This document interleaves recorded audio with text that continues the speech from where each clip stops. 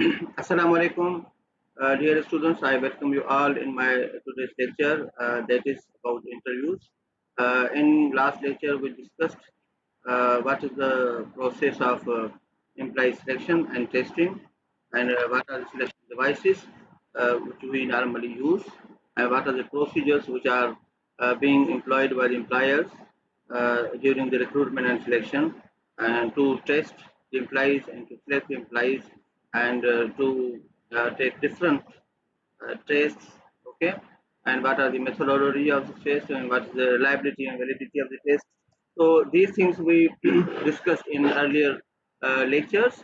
Now we will discuss the how the interviews are conducted.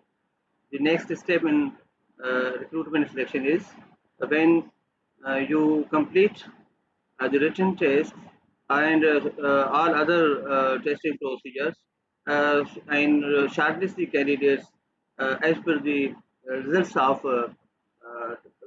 testing different tests. Then you go for the interview, okay, and invite the people to go for the interview. You conduct interviews. Normally, in the recruitment selection process, the interviews is a final device which is used to take a final decision. Okay, although there are some other procedures as well before letting the person join finally, but normally the outcome of the interviews may be regarded as a final procedure. Then a provisional offer is placed, and employee is to uh, either join or may he or she may withdraw joining. So, as per the terms and conditions. So today, in today's lecture, we will discuss how the interviews are conducted and what is the procedure of the conducting interviews and what are the pros and cons of the interviewing. Okay, we will also discuss what are the main types of the selection interviews, and we will also try to explain and illustrate at least 6 factors that affect the usefulness of the interviews. And then we will also explain and illustrate each guideline for being a more effective interviewer and effectively interview a job candidate. So what is the procedure of the interview and how these interviews are important, how we can make these interviews most effective wise to select the right person for the right job, because there are some selection biases, there are some the shortcomings of the interviews. So we have to see how to overcome those shortcomings and how to conduct highly effective interviews, because as I said earlier, this is the final step in the recruitment and selection procedure. So it is very much important to pay greater attention towards it. Okay, what are the basic features of interview? Let us begin with the definition of an interview. What is an interview? It is a procedure designed to obtain information from a person through oral responses to oral inquiries. That is very much, the significant thing in the definition of the interview, that it is the oral response to oral inquiry. When the questions are being asked orally and the response is also provided orally. And why this link is there between the responses and the inquiries? What is the main objective? That is to obtain information from a particular person. That information may be, in our case, regarding the suitability of the candidate for a particular job for which an interview is being conducted. Okay, so if you are a member of an interview board and there is a candidate, so what you do, you put some oral inquiries, questions, and suppose that person to answer your queries orally for you, and you obtain some information, and you ask the question with regard to that person's suitability for that job. Okay, either that person possesses the skills, right skills, motivations, and he or she has skill, communication skills, level of the confidence, and other things which you want to explore from that person, because you have a record of that person already with regard to its resume and its performance in written traits and some other traits. Now you have to take a final overview of that person through the interview, and you have to see whether this person have enough interpersonal skills, enough communication skills, and level of confidence and motivation. And there might be some other things which you want to explore from that person, which you could not do in the written test or other tests. So the interview is basically the final step in which you have to scrutinize the person, and you have to take a decision either to hire a particular person or not. Okay, based on uh, oral responses to oral inquiries, right? So that is called the interview. What are the types of the interview? The first type which we are discussing here is selection interview. Means normally the interviews are conducted when you want to hire a person. That is called a selection interview. In employment relationship, there are other interviews as well. At the time of performance appraisal, you also conduct an interview of the person when there is something significant with regard to the performance of that person. You call that person as a CEO and share the feedback about his or her performance, and there might be something which you allow the person to explain if especially when the performance appraisal is not good. And sometimes you want to conduct yeah, you want to conduct an appraisal interview to appreciate the high performers. So it means in appraisal interview, what we do, we share the information regarding the performance appraisal which we have conducted uh, very recently, right? So that is the appraisal interview. Another interview which is conducted at the time of the withdrawal, employee withdrawal from the organization. When employee leaves the organization, either he retires, either he is discharged from the services due to some or other reasons, either he has been laid off, or either he has voluntarily withdrawn from the organization through the resignation, okay, or maybe the term of that contract has expired. So there might be various reasons to leave the organization, but at that moment when a person is leaving the organization, normally CEOs or other managers call that person to have a chit chat with him or her, and to that is called an exit interview. And in such interview, you want to ask that person regarding his or her experience in the organization, and what good and bad things he or she has observed during her stay in the organization. So, what is the basic objective of the exit interview? It is to know what is going on in the organization, which is normally not, surfaced to the leaders because of many reasons. So normally, when person is going out, he may be very blunt to express everything which he or she might not have expressed while he or she was on the job. So exit interview basically may be biased one, but may give some clues, some information regarding the procedures.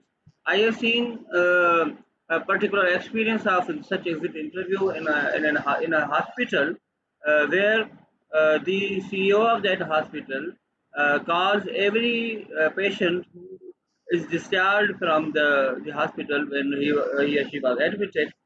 So the patient was supposed to meet the CEO in his office, and then CEO asked that person what was his or her disease and how was the behavior of the doctors, staff, nurses, and environment, and how he was cared over there, and what was his or her experience. What are things which need improvement? What are the area which need some significant, the intervention from the leaders? So it was a very good thing because when the healthcare staff knows that the patient will be meeting with the CEO, and he or she will have an opportunity to share his experience with the top management before leaving the hospital. So then things become better. Okay. So the exit interview at various levels is very much important to know what is going on. So because it is a device which may be used to explore some information which is otherwise not available to their leaders. Okay. So these are three major types of the interviews which are conducted in the organization. One at the time of the hiring, the selection, one when you have to provide the feedback regarding the employees' performance, and then one when the employees are leaving the organization. So these are the three types of interviews. Interviews may be classified with regard to the formats in which they are conducted. Interview may be structured and the interviews may be unstructured. So, structured interviews are the interviews when the questions are already written and the similar set of the questions is asked by the interviewers to interview. Okay, from the interview.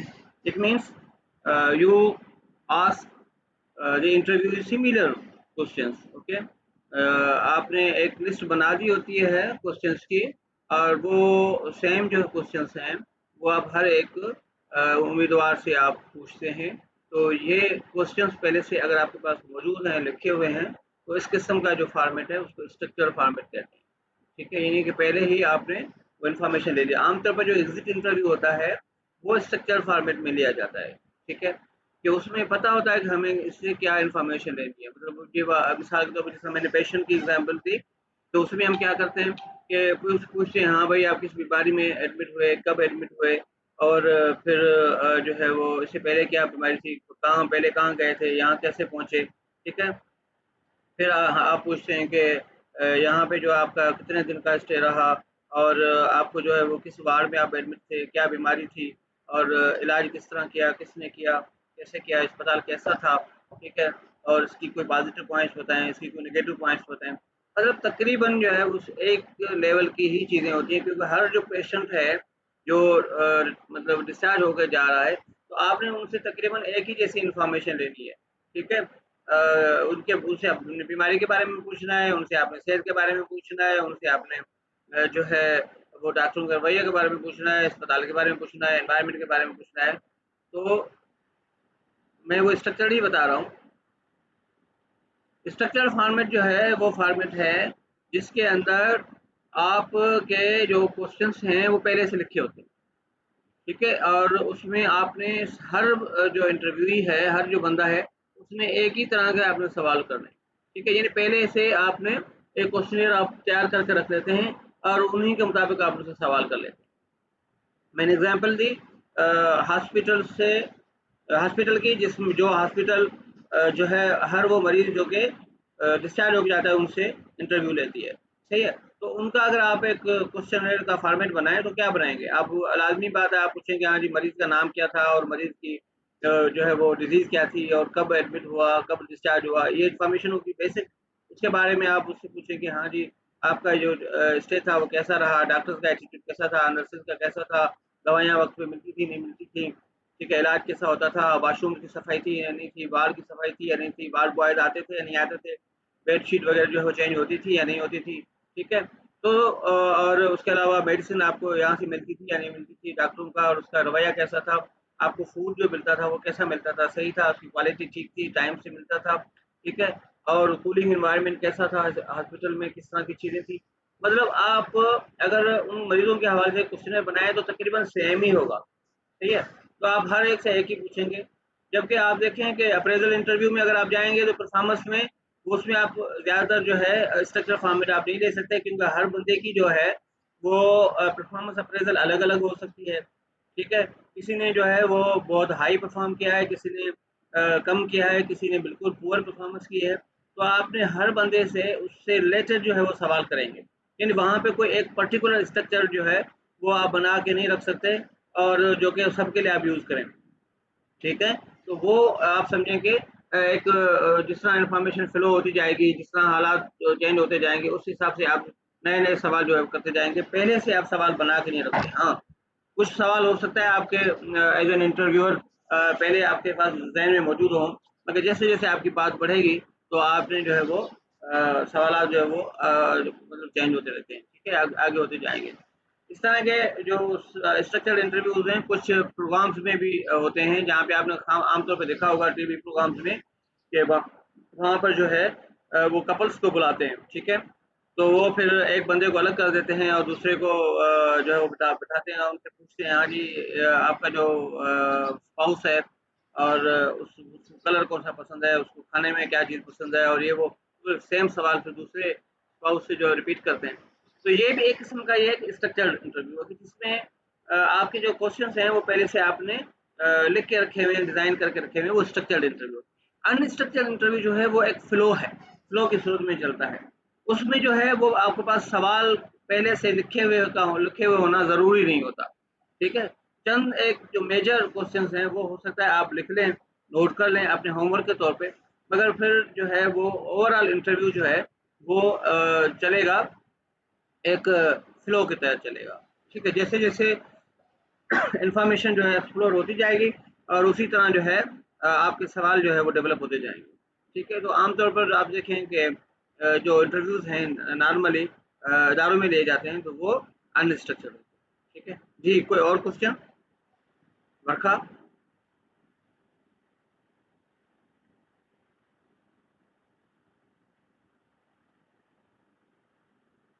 दोबारा इनको explain करते हैं कि selection interview क्या होता है। Selection procedure design to product future job performance on the basis of applicants oral response to oral inquiry। Selection interview की जिस तरह हमने डेफिनेशन की कि वो क्या है कि जो कि हमने जो है वो बंदों से at the time of hiring सवाल जवाब करते हैं, तो हमारा जो बेसिक ऑब्जेक्टिव होता है कि to protect future job performance, okay, कि जी ये जो हमारे जॉब की जो रिक्वायरमेंट है वो रिक्वायरमेंट इसके अंदर मौजूद है या नहीं है, यानी वो उसको ये फुलफिल करेगा या नहीं करेगा। आया इस बंदे में अगर हमारी जॉब के लिए कम्युनिकेशन स्किल्स चाहिए तो हम देखेंगे इसमें कम्युनिकेशन स्किल्स है या नहीं है। अगर हमारी जॉब में कोई डिसीजन मेकिंग स्किल्स चाहिए तो हम देखेंगे कि इसमें वो डिसीजन मेकिंग स्किल्स हैं या नहीं है। हमारी जॉब में कोई प्लानिंग और कॉन्सेप्चुअल स्किल्स चाहिए तो हम ये देखेंगे कि ये बंदा कैसे प्लान कर लेता है, और उसको हम जो है वो कुछ हो सकता है सीन्स दें कि जी आप बताएं जी किस तरह आप जो है वो फ्यूचर में आप अपनी ऑर्गेनाइजेशन को 5 साल के बाद कहाँ लेके जाते हैं। ये नॉर्मली सवाल किया जाता है जब आप कुछ सीईओ से या कुछ टॉप मैनेजर से सवाल जो इंटरव्यू होते हैं तो उनसे ये सवाल पूछा जाता है कि हाँ जी आप बताएं कि ये जो आपकी ऑर्गेनाइजेशन है उसको आप 5 साल के बाद कहाँ लेके जाएंगे, ठीक है। तो उससे आप अंदाज़ा लगाएंगे कि ये जो है उसके कॉन्सेप्चुअल स्किल्स कैसे हैं, ठीक है, कि ये किस लेवल की प्लानिंग कर लेता है, ठीक है, लॉन्ग टर्म प्लानिंग या स्ट्रेटेजिक अप्रोच इसकी कितनी हाई है। तो ये हम मतलब हमारा जो बुनियादी मकसद होता है सिलेक्शन इंटरव्यूज में तो प्रोडक्ट जॉब परफॉर्मेंस, ठीक है।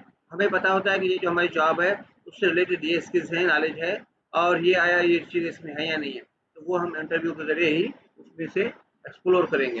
अप्रेजल इंटरव्यू जैसे मैंने बताया discussion following a performance appraisal, supervisor employ discuss employees rating and possible remedial actions, ठीक है। तो ये अप्रेजल इंटरव्यू होता है जो कि परफॉर्मेंस अप्रेजल के बाद होता है। एग्जिट इंटरव्यू क्या है? An interview to elicit information about the job or related matters to employer some insight into what is right or wrong about the firm। ठीक है, ये एग्जिट इंटरव्यू बनाई तो उस वक्त लिया जाता है जब एक एम्प्लॉय ऑर्गेनाइजेशन को लेकर छोड़ के जा रहा होता है। उस वक्त हम जो है जॉब रिलेटेड मैटर्स के बारे में उस बंदे से पूछते हैं कि क्या गलती थी क्या नहीं थी। ठीक है, अगर कोई बंदा जा रहा होता है तो अगर वो डिससेटिस्फाई होकर जा रहा है तो उससे हमने फैक्टर्स देखने हैं कि उसकी डिससेटिस्फेक्शन के फैक्टर्स क्या हैं, क्यों वो डिससेटिस्फाइड था। आया उसके डिपार्टमेंट के अंदर सुपरवाइजर्स का जो है वो बिहेवियर ठीक नहीं था, या उसके डिपार्टमेंट के अंदर जो है वो एनवायरनमेंट ठीक नहीं था, या उसके उस बंदे को जो है वो सैलरी सही नहीं मिली, और या उसको जो है वो दूसरे इदारों में सैलरी और वो चीज़ें अच्छी मिल रही हैं। तो हमें ये चीज़ें देखनी होती हैं कि ये क्या चीज़ें हैं, क्योंकि जो है वो हर चीज़ आपके लिए एक क्लू होती है जहाँ पे आप सीखते हैं। ठीक है, यानी हर जगह हर अमल के अंदर से आपके पास सीखने के लिए कुछ ना कुछ आपको मिलता है। तो एक बंदा जो लीव करके जा रहा है आपकी ऑर्गेनाइजेशन को, वॉलंटरीली लीव करके जा रहा है, तो डेफिनेटली ही या she might have something which may add into your knowledge। Okay, so this is very much important to conduct an interview and to have a chat with that person, right? वो so ये होता है कि आप उससे कुछ information ले लेते हैं। इंटरव्यू फॉर्मेट्स की बात हमने एक पहले की है। अनस्ट्रक्चर्ड या नॉन डायरेक्ट इंटरव्यू होते हैं और स्ट्रक्चर्ड डायरेक्ट इंटरव्यूज होते हैं। अनस्ट्रक्चर्ड इंटरव्यूज वो हैं कि कन्वर्सेशनल स्टाइल में। ठीक है, जैसे आप बातचीत कर रहे हैं और फिर उसी से इंटरव्यू जो है वो आमतौर पे आगे बढ़ रहा है, तो उसमें कुछ चीज़ें जैसे जैसे आपके सामने आती हैं तो आप उससे करते हैं। मगर एक चीज़ ये है कि जो अच्छे इंटरव्यूअर्स होते हैं वो की पॉइंट्स जो है वो लेके अपने पास रखते हैं, जरूर नोट करके रखते हैं, क्योंकि कंट्रोल वो कोशिश करते हैं। क्योंकि कन्वर्सेशन स्टाइल में ये एक चांसेस होता है कि आमतौर पर इंटरव्यू जो है वो इंटरव्यूअर के हाथ से निकल जाए। ठीक है, और इंटरव्यू ही जो है वो उसको कंट्रोल उसका हासिल कर ले, यानी कोई ऐसी उसने सिग्निफिकेंट इन्फॉर्मेशन दे दी और आप भी उसकी तरफ बढ़ गए, तो वो पॉजिटिव इन्फॉर्मेशन ही सामने आती रहेगी, और जो कि एक बंदे के बारे में सिर्फ वन व्यू पेश करेगी। तो इंटरव्यूअर्स क्या करते हैं कि कुछ चीज़ें जो है बेसिक पॉइंट्स जो हैं वो लेके रखते हैं, ताकि उनसे वो उस लेवल के सवाल जवाब करते रहें। मगर उसमें ये वो क्वेश्चंस नहीं होते, एरियाज़ को आइडेंटिफाई कर लेते हैं कि जी हमने इन इन एरियाज़ पे उनसे सवाल जवाब करने हैं। मगर जो स्ट्रक्चर्ड या डायरेक्ट इंटरव्यू है उसमें जो है वो कोई एक सीक्वेंस ऑफ क्वेश्चंस आपने फॉलो करना होता है, जिस तरह मैंने आपको जो है वो हेल्थ सेक्टर की, हॉस्पिटल की और पेशेंट की एग्जाम्पल दी। सही है। और टाइप ऑफ क्वेश्चन जो है अभी हम आते हैं इंटरव्यू के कंटेंट के हवाले से। ठीक है, कि क्वेश्चन किस टाइप के होते हैं, ये इतना इंपॉर्टेंट चीज़ है, नोट करने वाली है कि सिचुएशनल इंटरव्यू होते हैं कुछ, और सिचुएशनल इंटरव्यू कौन से होते हैं? A series of job related question focus on how the candidate should behave in a given situation. Situational interviews में क्या होता है कि आप जो है वो उन्हें एक पर्टिकुलर जो है सिचुएशन प्रोवाइड करते हैं, कोई सीनरियो प्रोवाइड करते हैं, और उस सीनरियो के तहत आप वो देखते हैं कि बंदों ने जो है वो किस तरीके से सवाल जवाब करने हैं। ठीक है, और ये इंतहाई चीज़ होती है कि आप जो देख रहे हैं कि आपने जो सीनियर क्वेश्चंस हैं उसमें आप एक सीन दे रहे हैं। मिसाल के तौर पर आपने नॉर्मली देखा होगा कि अगर मिसाल अगर आप किसी का सवाल सीन देते हैं, अगर कोई ट्रैफिक वार्डन का आप इंटरव्यू कर रहे हैं, तो आप नॉर्मली ये भी आपने सीन नोट भी किया होगा कि वो आप देते हैं कि जी मिसाल के तौर पर आप चौक पे खड़े हैं, तो इधर से जो है एक एम्बुलेंस आ रही है, इधर से पुलिस आ रही है जो कि एक मुजरिम के पीछे भाग रही है, और इधर से कोई जज वगैरह आ रहा है या कोई सियासतदान आ रहा है, और इधर से जो है वो स्कूल के बच्चे जा रहे हैं, और इधर से एक एम्बुलेंस है जो कि किसी पेशेंट को जो है वो हार्ट के हॉस्पिटल के लेके जा रही है। इधर से एक और एम्बुलेंस भी है जो कि क्या नाम है, एक मैयत को लेके जा रही है। तो इतने 4-5 जो है वो जंक्शंस हैं, और एक पुल के ऊपर आप खड़े हैं, और एक पुल पे जो है वो इंजीनियरिंग की पुल है, वो पुल से एक उसमें एक गाड़ी गुजर सकती है। तो आप बताएं कि पेशेंट की गाड़ी को भेजेंगे, मैयत की गाड़ी को भेजेंगे, जज साहब को भेजेंगे, पुलिस को भेजेंगे, किसको भेजेंगे? ठीक है, तो आप अंदाज़ा लगाएं कि क्या भेजेंगे। मुझे आप सवाल का जवाब दे दें भला। आप ट्रैफिक ऑफिसर हैं, तो वहाँ पे तैनात हैं, आप की क्लास में से कौन बताएगा कि किसकी गाड़ी को आप पहले भेजेंगे? जी जल्दी जल्दी बताएं, बताएं। ट्रीसा आप बताएं, आप बोलती नहीं है। किसको बताएंगे, किसको भेजेंगे?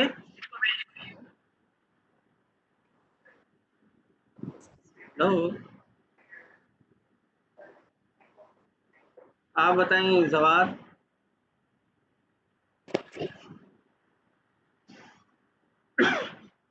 सवाल का जवाब तो दे दिया करें। लाइफ सेवर, जी, एम्बुलेंस। क्या हुआ, किसको भेजेंगे? कौन सी, एक मैयत वाली है, एक पेशेंट वाली है? सर पेशेंट वाली। पेशेंट वाली एम्बुलेंस को भेजेंगे, ठीक है। अब पेशेंट वाली एम्बुलेंस से क्यों भेजेंगे? उसकी जान बचाना जो है वो उनका ही इम्पोर्टेंट है, ठीक है। ये एक डिसीजन होता है यस कि सर। आप एक बंदा एक सिचुएशन में किस तरीके से जो है वो सवाल करता है। तो ये मतलब एक छोटी सी एग्जांपल दी। आप डेफिनेटली लोगों से जो है वो एक हाइपोथेटिकल सिचुएशन उन्हें प्रोवाइड करते हैं जो कि जॉब से रिलेटेड हो, यानी कि जॉब के एनवायरनमेंट से मैच करती हो। तो आप उसमें से बंदों का बिहेवियर देखना चाहेंगे कि उनकी डिसीजन मेकिंग में क्या होगा। फिर बिहेवियरल इंटरव्यूज होते हैं, series of job related question that focus on how they reacted to actual situation in the past, ठीक है। आप एक बंदे का इंटरव्यू कर रहे हैं और वो बंदा जो है किसी ऑर्गेनाइजेशन से पहले से आया हुआ है। तो आप उनसे या तो ऑर्गेनाइजेशन के कोई सिग्निफिकेंट इवेंट के बारे में आप पहले से जानते हैं, या आप जो है वो उनसे उनसे पूछते हैं कि जी या आपको अगर पता है तो ठीक है, नहीं तो आप उनसे वैसे पूछ लेते हैं कि अगर आपके पास इस तरह की कोई सिचुएशन हुई है तो आप बताएं, और कोई क्रिटिकल इंसिडेंट्स आपके पास हुए हैं तो आप बताएं। तो वो फिर उनसे आप पूछते हैं कि आपका उसमें क्या रिएक्ट था, ठीक है, और आपने उसमें से किस तरह रिएक्ट किया, क्या सिचुएशन उनको आपने फेस कैसे किया।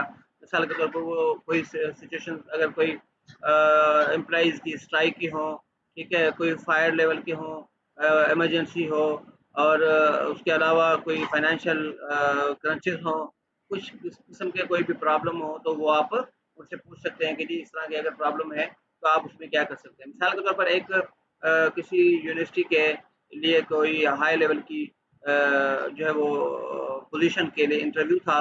तो उस यूनिवर्सिटी में जिसके लिए इंटरव्यूज हो रहे थे, उस यूनिवर्सिटी में पहले एक बहुत बड़ा वाकया हुआ था। वहाँ पे कोई हरासमेंट का केस हुआ था। तो वहाँ उस यूनिवर्सिटी के वीसी को जो है उन्होंने बाद में वहाँ से उसको रिज़ाइन भी करना पड़ गया था। तो ये एक बहुत बड़ा वाकया था। तो अब डेफिनेटली अगर आप उनसे उसी सेम यूनिवर्सिटी के लिए अगर किसी टॉप पोजीशन के ऑफिसर को आप अपॉइंट कर रहे हैं, तो उनसे वो पूछा जाता है, हाँ जी आपको उस वाकये का तो पता था, फिर आप बताएंगे अगर आप इस पोजीशन में होते तो आपका क्या रिएक्शन होता, ठीक है। तो आप बताएंगे आप किस तरह उस चीज़ को हैंडल करते, मिसाल के तौर पर। तो वो आप इससे क्या करते हैं, आप इससे अंदाज़ा लगाते हैं कि ये बंदा जो है इस किस्म की जो क्रिटिकल सिचुएशंस क्रिएट हो जाएं उसमें कैसे बिहेव कर सकता है या करेगा, ठीक है। और अगेन मैंने कहा ना कि इंटरव्यू का जो बुनियादी मकसद क्या है, तो predict future performance, future job performance, right. तो हम फिर उसमें से ये उसके बिहेवियर्स का अंदाज़ा लगाते हैं कि वो उसके क्या बिहेवियर हो सकते हैं, या उसने पास्ट में अगर कोई एक्टिविटीज उसके दरमियान में उसके एक्सपीरियंस में है तो उसमें उसने कैसे बिहेव किया और किस तरह उसने रिएक्ट किया। तो इस चीज़ों से भी हम अंदाज़ा लगा सकते हैं कि ये फ्यूचर में ऐसी कंडीशन में हमारे इदारे में किस तरह बिहेव करेगा। और कुछ जॉब रिलेटेड इंटरव्यूज हो सकते हैं, series of job related question that focus on relevant job past job related behaviour, सही है। तो उसमें भी जॉब से रिलेटेड कोई आप करते हैं क्वेश्चंस, और उसमें के आपने किस तरीके से आपने वो जो है वो उसमें रिएक्ट करना है या काम करना है, ठीक है। ये स्ट्रक्चर इंटरव्यू की कुछ एग्जांपल दी हुई है,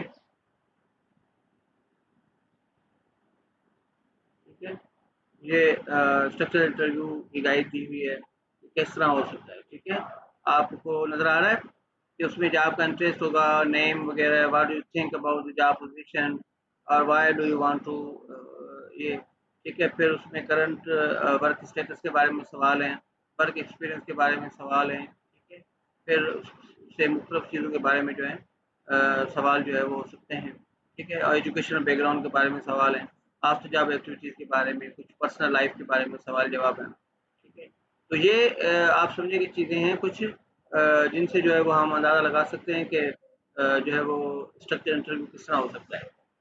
तो टाइप ऑफ क्वेश्चंस को हम आगे लेके चलते हैं, और एक होते हैं स्ट्रेस इंटरव्यू, सही है। पहले हमने कहा कि जो है वो बिहेवियरल क्वेश्चन भी हो सकते हैं, सिचुएशनल क्वेश्चन भी हो सकते हैं, और जॉब रिलेटेड फैक्टर्स भी हो सकते हैं। और कुछ इंटरव्यू ऐसे हैं और कुछ क्वेश्चंस ऐसे हैं जो स्ट्रेस रिलेटेड होते हैं, यानी कि वो बंदे स्ट्रेस क्रिएट करते हैं, टेंशन क्रिएट करते हैं, ठीक है, और उनको हम स्ट्रेस इंटरव्यू कहते हैं। An interview in which interviewers seek to make applicant uncomfortable with occasionally rude question that supposedly to spot sensitive applicants and those with low or high stress tolerance। सही है। तो उसमें क्या, स्ट्रेस इंटरव्यू में क्या होता है कि आपसे कोई सख्त सवाल किए जाते हैं, थोड़ा सा रूड सवाल किए जाते हैं, थोड़ा सा आपको दबाया जाता है, कुछ प्रेशर डाला जाता है, ठीक है। उसमें से देखते हैं कि वो बंदा किस तरह बिहेव करेगा। कहेंगे जी आपने तो बिल्कुल सही जवाब नहीं दिया, आप ये क्या बात हुई, आपने जो इस तरह काम करते हैं, ठीक है। तो ऐसे आपने किया तो उसको थोड़ा उनके ऊपर प्रेशराइज करते हैं, ठीक है। फिर वो बंदा आया कि आया, उसको किस तरह डिफेंड करता है, रूड क्वेश्चन को कैसे बिहेव करता है। और अगर कोई बंदा जो है वो सेंसिटिव होगा तो वो गुस्से में हो जाएगा, उठ जाएगा, चला जाएगा, ठीक है, या रो पड़ेगा, या इस तरह की जो है वो सिचुएशंस में बंदा फंस जाता है। तो इस तरीके से स्ट्रेस इंटरव्यू में हमने ये देखना होगा कि बंदे की जो इमोशनल स्टेबिलिटी है वो कैसी है, और उसकी जो टॉलरेंस है स्ट्रेस की वो कैसी है। क्योंकि कुछ जो है जॉब्स ऐसी हैं जो स्ट्रेसफुल जॉब्स होती हैं, ठीक है। कुछ जॉब्स ऐसी हैं जिन जॉब में आपने ऐसे कस्टमर्स को डील करना होता है जो कि आपके लिए अनकंफर्टेबल एनवायरनमेंट क्रिएट कर सकते हैं, जो कि रूडली बिहेव कर सकते हैं, ठीक है। तो उनके लिए हमें ऐसे बंदे चाहिए जो कि आगे से रूड होने वाले ना हों, बल्कि उन्हें टॉलरेट करने वाले हों, और जो है वो इमोशनली स्टेबल हों, और अपने आप को कंट्रोल करने वाले हों, ठीक है। तो ऐसे लोगों की जो मतलब प्रोटेक्ट करने के लिए ज़रूरी है कि आप इंटरव्यू में भी इस तरह का एनवायरनमेंट क्रिएट करें, ताकि आप उन जो है वो हाईली सेंसिटिव लोगों को आइडेंटिफाई कर सकें, सही है। और नेक्स्ट जो है वो पजल क्वेश्चंस हैं, और समटाइम जो टेक्निकल और उस तरह की जो चीज़ें होती हैं और फाइनेंशियल टाइप की, तो उसमें हमें जो है वो पजल्स उन्हें दे जाते हैं। Recruiters for technical, finance and other type of job use question to pose problems regarding unique out of box puzzles, ठीक है, और solution to see how candidate think under pressure, ठीक है। तो उनको भी पजल्स इसलिए दी जाती हैं कि आप देखें कि अगर एक बंदा प्रेशर के एनवायरनमेंट में और कितना साइंटिफिकली सोचता है, और कितना रेशनली सोचता है, और कितना जो है वो चीज़ों को हैंडल कर लेता है, ठीक है। तो पजल क्वेश्चंस का बुनियादी तौर पर ये चीज़ें होती हैं। अगर आप देखें जो पजल्स आपको आपके सामने दी जाती हैं और उसमें टाइम के भी कांस्टेंट हों, तो उसमें हमें देखना होगा कि एक बंदा जो है वो मुख्तलिफ उसके ऊपर प्रेशर आया हुआ है। डेफिनेटली एक तो कॉम्प्लेक्स की है उस पजल की, उसके अलावा टाइम का कांस्टेंट, उसके अलावा लोग खड़े हैं, तो उस वक्त वो अपने सेंसेस को किस तरह बरकरार रख के और वो क्वेश्चंस जो है वो आंसर कर रहा है। तो इससे भी हमें उस बंदे की जो है वो जो मेंटल स्टेबिलिटी है उसका अंदाज़ा होता है। पर्सनल और इंडिविजुअल इंटरव्यूज कैसे होते हैं, और मतलब एक इंटरव्यू के कुछ क्वेश्चंस हैं जिसमें पर्सनल या इंडिविजुअल इंटरव्यूज हैं, और उसमें एक टाइप है अनस्ट्रक्चर्ड sequential इंटरव्यू, सही है। It is an interview in which each interviewer form an independent opinion after asking the different questions, ठीक है। कुछ क्वेश्चन जो इंटरव्यू जो होते हैं वो पर्सनल होते हैं, यानी कि इंडिविजुअल इंटरव्यू होते हैं, वन ऑन वन होते हैं, ठीक है। और उसमें भी अनस्ट्रक्चर्ड सिक्वेंशियल भी हो सकता है और स्ट्रक्चर सिक्वेंशियल भी हो सकता है, ठीक है। अनस्ट्रक्चर सिक्वेंशियल जो है वो ये होगा कि जिसमें एक इंटरव्यू जो है वो हर इंटरव्यूअर जो है वो इंडिपेंडेंटली बंदे को ऑब्जर्व करता है और अपना इंडिपेंडेंट ओपिनियन जो है वो डेवलप करता है, सही है। तो मिसाल के तौर पर आपने अगर एक जो है वो इंटरव्यू कंडक्ट कर रहे हैं, और तो उसमें हर बंदा अपना अपना जो है वो एक ओपिनियन डेवलप करता है। तो 4 या 5 बंदों के ऊपर अगर पैनल है तो बाद में जो है उनका एवरेज निकाल दिया जाता है कि हर बंदे की जो है वो रेटिंग्स क्या थी, और ये अनस्ट्रक्चर्ड होते हैं। फिर जो स्ट्रक्चर सिक्वेंशियल इंटरव्यूज होते हैं कि उनमें क्या है कि an interview in which the applicant is interviewed sequentially by several person, each rates the applicant on a standard form, ठीक है। Structured and unstructured sequential interview में सिर्फ फर्क ये है कि अनस्ट्रक्चर्ड में अगेन जो है वो क्वेश्चंस का फॉर्मेट का एक होना, सिमिलर होना ज़रूरी नहीं होता। हर बंदे का अपना ओपिनियन है और हर बंदे का अपना तरीके का है क्वेश्चंस का। जबकि स्ट्रक्चर जो सिक्वेंशियल इंटरव्यू है उसमें एक स्टैंडर्ड फॉर्म डेवलप किया जाता है, और हर जो इंटरव्यूअर है वो एप्लीकेंट से उसी फॉर्म के ऊपर ही क्वेश्चन करता है और उसी के फॉर्म के ऊपर ही उसकी रेटिंग या मार्किंग करता है। ठीक है, आपने देखा होगा कि अगर कहीं आप मिसाल के तौर पर डिबेट कॉम्पिटिशन में, तो आपने ज़रूर जो है वो हिस्सा लिया होगा। तो डिबेट कॉम्पिटिशन में जो नीचे जजेस बैठे होते हैं, उनको एक स्टैंडर्ड फॉर्म दिया जाता है बाज़ बात, और उस फॉर्म के ऊपर हमने उसमें देखनी होगी कि ये जो प्रेजेंटर है, उसकी वॉइस क्वालिटी क्या थी, उसकी जो है अदायगी क्या थी, और उसने गलतियाँ कैसी की, और उसके अलावा उसका कॉन्फिडेंस लेवल क्या था, और जो उसने कंटेंट पेश किया, वो कंटेंट जो है उसकी अपना मतलब वो उसकी रिलेवेंस टॉपिक के साथ क्या थी। ठीक है, और उसने उस कंटेंट के अंदर जो है वो उसने दलाइल जो है वो किस तरीके के यूज़ किए। ठीक है, अल्फाज का चुनाव कैसा था, अदायगी कैसी थी, वो सारी चीज़ों के ऊपर मुख्तलिफ किस्म के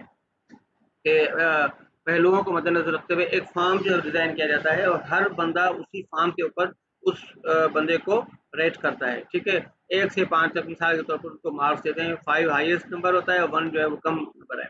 तो हम बाद में फिर वो अंदाज़ जो है वो एक एवरेज बना के अंदाज़ा करते हैं कि किस बंदे ने जो है किस डिबेटर ने जो हाईएस्ट मार्क्स लिए।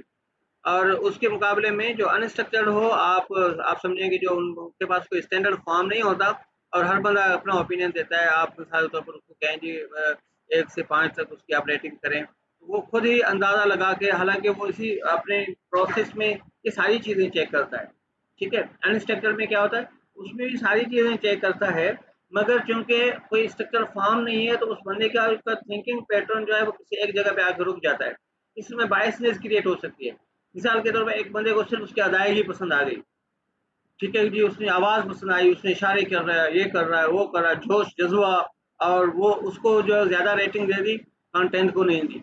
ठीक है, और क्या नाम है जो है उसके कंटेंट के अंदर जो दलाइल उसने दिए उसको नहीं दी। ठीक है, तो किसी एक पहलू को वो हो सकता है हाईएस्ट रेटिंग दे दे, और दूसरे को जो है वो इग्नोर ही कर ले। तो स्टैंडर्ड फॉर्म जब आप डिज़ाइन करते हैं, तो उसमें क्या है कि आप किसी भी जो है कंटेंट को अगर आप मेजर करना चाहते हैं, तो उसके लिए आप प्रॉपर जितने भी उसके जो पहलू होते हैं, जो मेजरेबल पहलू होते हैं, उनके लिए आप एक रेटिंग स्केल बना लेते हैं। फिर हर बंदे को बताते हैं कि उसके ऊपर रेट करें। फिर क्या इसका आपका कोई भी ऐसा एस्पेक्ट नहीं है जो कि रेटिंग से बच जाए। ठीक है, फिर हर बंदा बेशक उसमें ओपिनियन ही यूज़ होता है, मगर किसी एक ओपिनियन के ऊपर जो है वो सारे फैसला हो जाए, ये इस तरह स्ट्रक्चर फॉर्मेट में मुमकिन नहीं होता। ठीक है, मिसाल के तौर पर आप देखें, अगर म्यूजिशियंस का इंटरव्यू होता है या कोई ऑडिशन होता है, जिस तरह क्योंकि हमारे पास वो एक साहब मौजूद हैं, तो उससे रिलेटेड बताते हैं कि आप उसमें भी क्या करते हैं, क्या एक ही पहलू को देखते हैं। ठीक है, बहुत से पहलुओं को आप जो है वो मद्देनजर रखते हैं। तो फिर हर पहलू के ऊपर जो है आप जो है वो उसको असेस करते हैं। ठीक है, तो ये स्ट्रक्चर फॉर्मेट में तब मुमकिन है कि जब आपको सारे एस्पेक्ट्स आपको पता हों। स्ट्रक्चर फॉर्मेट वहाँ चलता है जहाँ जो है वो आपका जो इंटरव्यू है या जो कंटेंट है, जो जॉब का जो एनवायरनमेंट है वो आपको पता है, और आप उसकी डिटेल्स के बारे में जानते हैं, और उसके बारे में आपने एक स्टैंडर्ड जो है वो डिवाइस डेवलप की हुई है। सही है, तो फिर ये स्ट्रक्चरल सिक्वेंशियल इंटरव्यू जो है वो सबसे ज़्यादा बेस्ट होता है। और एक किस्म है पैनल इंटरव्यू की, उसमें क्या होता है कि an interview in which a group of interviewers question the applicant. ठीक है, तो इसमें पैनल इंटरव्यू जो है वो भी एक फॉर्मेट है, जिसके तहत हम जो है एक बंदे से एक ग्रुप बंदा, एक से ज़्यादा बंदे मिलकर जो है वो सवाल जवाब करते हैं, और कोई क्वेश्चन जो करते हैं उसको हम क्या कहते हैं, पैनल इंटरव्यू। और एक किस्म है मास इंटरव्यू की। मास इंटरव्यू का क्या मतलब है, panel interview in which several candidates a panel interviews several candidates simultaneously। यानी मास इंटरव्यू में क्या होता है, पहले क्या था पैनल इंटरव्यू में, कि पैनल इंटरव्यू में ये था कि ग्रुप ऑफ इंटरव्यूज है, यानी 4-5 बंदे हैं, और जो इंटरव्यू देने वाला वो एक बंदा है। ठीक है, और 5-7 बंदे इंटरव्यू लेने वाले, और एक बंदा इंटरव्यू देने वाला, ये हुआ पैनल इंटरव्यू। और जो मास इंटरव्यू, उसमें क्या होता है, 5-7 बंदे इंटरव्यू लेने वाले और 4-5 बंदे इंटरव्यू देने वाले। ठीक है, और वो एक ग्रुप के सोच में इकट्ठे लोगों को बुला लेते हैं, और फिर लोग जो है उनसे सिक्वेंशियली सवाल जवाब कर रहे होते हैं। ठीक है, इस तरह की चीज़ें भी आपने पहले देखी होंगी, कोई क्विज कॉम्पिटिशन वगैरह में, इस तरह में आपने थोड़ा सा, क्योंकि आपको जॉब इन्वायरमेंट का अगर एक्सपीरियंस नहीं है तो आपको उससे रिलेटेड चीज़ें का तो एक्सपीरियंस होगा कि क्विज कंपटीशन होते हैं, उसमें क्या होता है 3-4 बंदे होते हैं और उनसे ही सवाल जवाब जो है वो किए जा रहे होते हैं। ठीक है। और इंटरव्यूज आमतौर पर कंप्यूटर्स पे भी लिए जाते हैं और उसको हम कंप्यूटराइज सिलेक्शन इंटरव्यू कह सकते हैं। उसकी क्या है, interview in which job candidates oral और computerise replies are obtain in response to computerise oral visual written question and are situations. ठीक है। तो कंप्यूटर्स को भी यूज किया जा सकता है और कंप्यूटर्स को आप यूज ऐसे करते हैं तो उसमें आप मुख्तलिफ किस्म के क्वेश्चन उससे पोज करें। मिसाल के तौर पर वो रिटन फॉर्म में भी हो सकते हैं, ओरल फॉर्म में भी हो सकते हैं, विजुअल फॉर्म में भी हो सकते हैं। उसमें इंटरव्यू सामने होकर भी आपसे सवाल जवाब कर सकता है या ऑडियो या वीडियो भी जो है वो क्वेश्चन जो है वो उन्हें पेश किए जा सकते हैं या उन्हें कुछ सिचुएशंस जो हैं वो कंप्यूटराइज तरीके से दी जा सकती है जिसके तहत वो बंदा उसका जो है वो जवाब दे सकता है, कंप्यूटर्स के ऊपर ही उसका जवाब दे। ठीक है। यानी use of computers during interview, सही है। तो उसको हम कंप्यूटराइज सिलेक्शन इंटरव्यू कह देंगे। और उसके कैरेक्टरिस्टिक्स क्या हैं? बुनियादी तौर पर why the computerised selection interviews are important and how they benefit. First of all, computerized interviews reduce the amount of time managers devote to interviewing accept unacceptable candidates, right? And then applicants are more honest with computers. Okay, normally it is said that the applicants don't defy the computer. I don't know about that. This is might be the fact कि जी computers के साथ लोग झूठ नहीं बोलते। ठीक है। और avoid problem of interpersonal interviews. हाँ, ये है कि कुछ इंटरपर्सनल इंटरव्यूज में कुछ फैक्टर्स ऐसे होते हैं जो कि इंटरव्यूज के कुछ फैक्टर्स, इंटरव्यूअर्स के अंदर कुछ फैक्टर्स ऐसे होते हैं जो इंटरव्यूज के अंदर कुछ ऐसे फैक्टर्स होते हैं जो इंटरव्यूअर्स पर असरअंदाज होते हैं। यानी जो इंटरव्यू देने वाले हैं उसके कुछ कैरेक्टरिस्टिक्स ऐसे हैं जो इंटरव्यू लेने वालों की परसेप्शन के ऊपर या डिसीजन मेकिंग के ऊपर असरअंदाज होते हैं। मिसाल के तौर पर एक बंदे का जो पिच है आवाज़ की वो भी असरअंदाज हो सकती है। ठीक है। और एक बंदा जो है वो उसके जो शेप है, शक्ल है, वो भी असरअंदाज हो सकती है। ठीक है। एक बंदा की जो ड्रेसिंग है, the way he is dressed up, वो भी असरअंदाज हो सकता है। ठीक है। यानी एक जो फर्स्ट इंप्रेशन बायसेस हैं वो क्रिएट हो जाते हैं इंटरपर्सनल इंटरव्यूज में और ये चीज़ें कंप्यूटराइज इंटरव्यूज में कम होती हैं। ठीक है।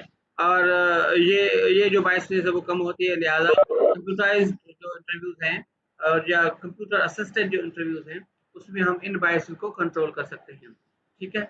और उसके अलावा mechanical nature of computer aided interview can leave an applicant dissatisfied. ये ज़रूर है कि जिस तरह वो बेनिफिट होता है, मैंने जिस तरह इंटरपर्सनल का कहा कि ये प्रॉब्लम्स होते हैं तो इसका इंटरपर्सनल इंटरव्यूज में कुछ बेनिफिट भी होता है।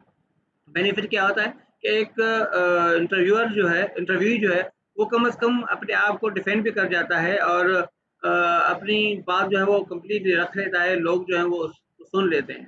ठीक है। और ये चीज़ें जो हैं वो इसमें कंप्यूटराइज तरीके से नहीं होती। अब हमारी ऑनलाइन टीचिंग का मिसाल ले लें कि there is a big difference between the online teaching and face to face teaching. ठीक है।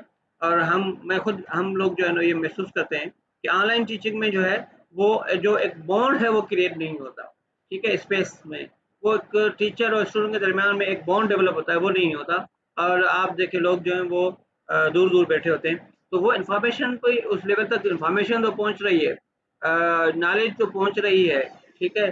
चीज़ें तो वही पहुंच रही हैं, आवाज़ भी पहुंच रही है और इसमें काफ़ी सारी चीज़ें हैं तो जो इररिलेवेंट है वो भी ख़त्म हो जाती हैं क्योंकि सिर्फ रिलेवेंट इन्फॉर्मेशन आप तक पहुंच रही है। मगर उसके बावजूद भी जो इंटरपर्सनल जो स्पेस जैसे कम होता है, जितना कम होता है उतनी जो एक लिंकेज होती है वो ज़्यादा होती है और उसमें फिर एक्सेप्टेंस लेवल जो है वो ज़्यादा होता है एज़ कम्पेयर टू इस रिमोटनेस में कि जी वहाँ पे वो लिंक जो है डेवलप नहीं होगा। ये मेरी एक पर्सनल जो है वो परसेप्शन है जो कि हो सकता है गलत भी हो, मगर यही चीज़ जो कंप्यूटराइज एडेड इंटरव्यूज़ हैं उसमें भी आ सकती है। और उसके अलावा हमने जिस तरह पहले बात की कि कुछ बायसेस क्रिएट हो जाते हैं, कुछ प्रॉब्लम्स जो है वो क्रिएट हो जाते हैं इंटरव्यूज़ में जो कि ओवरऑल हमारी जो असेसमेंट है उस पे असरअंदाज होते हैं।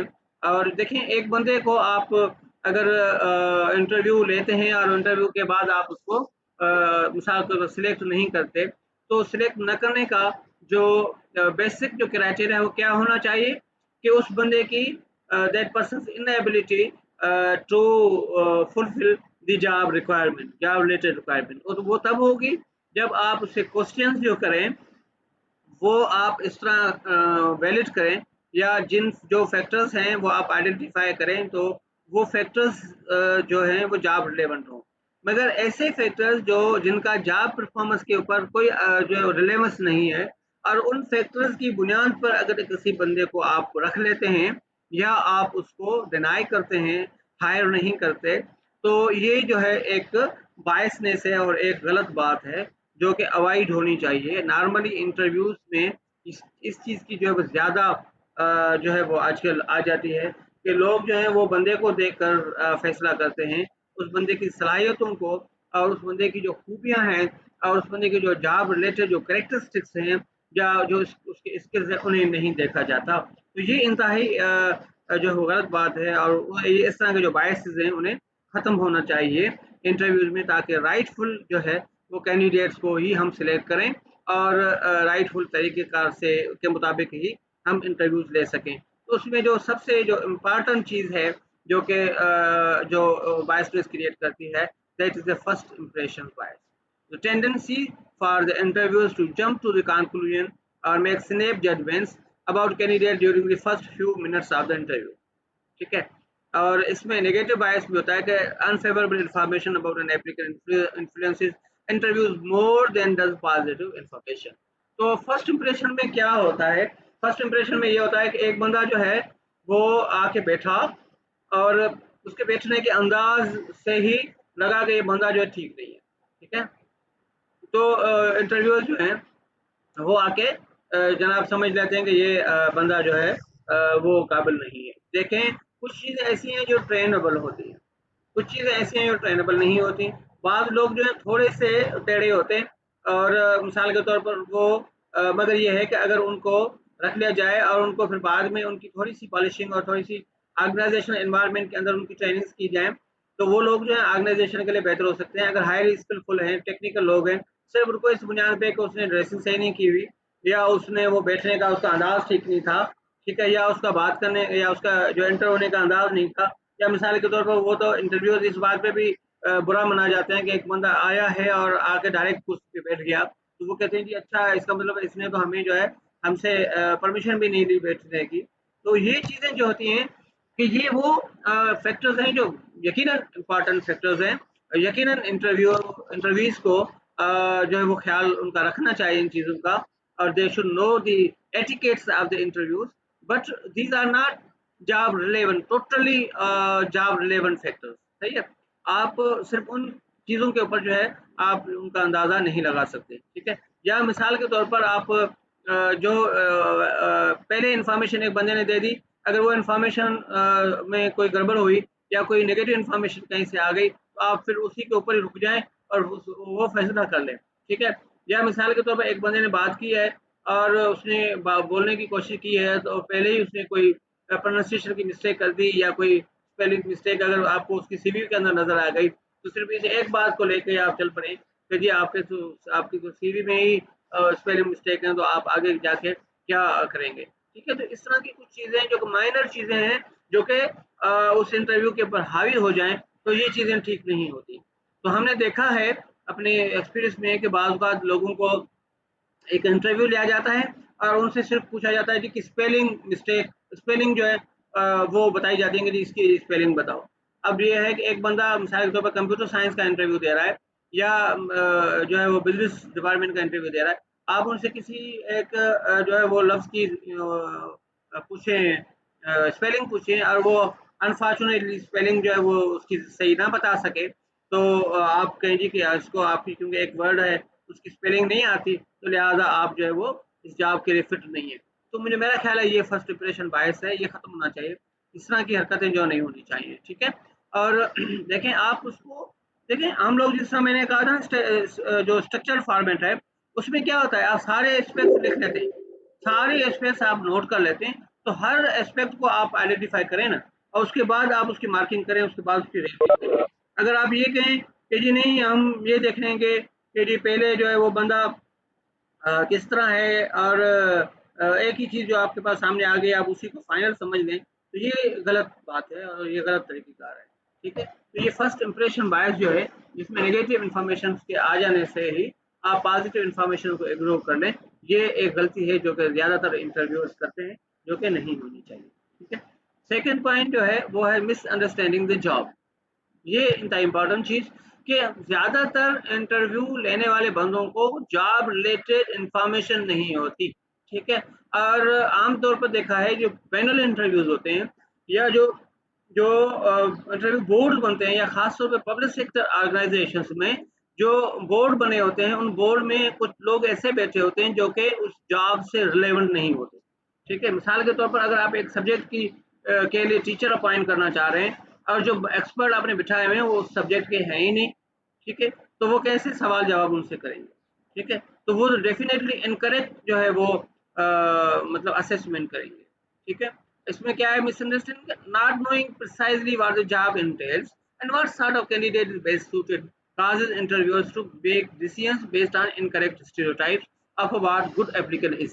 ठीक, उसके दो रीजंस होते हैं, या तो आपने होमवर्क नहीं किया, यानी आपने जॉब के रिलेटेड जो जॉब डिस्क्रिप्शन है, इन्फॉर्मेशन जो है, जॉब रिलेटेड इन्फॉर्मेशन जो है वो आपने सही डेवलप नहीं किया एज एन एचआर पर्सन, ठीक है? आपने जॉब डिस्क्रिप्शन सही नहीं बनाई और और उसको इंटरव्यूअर्स को आपने ब्रीफ नहीं किया कि जॉब के क्या कैरेक्टरिस्टिक्स हैं, किस लेवल के जो है सवाल जवाब होने चाहिए, उनको जॉब के कॉन्टेक्स्ट का पता नहीं है।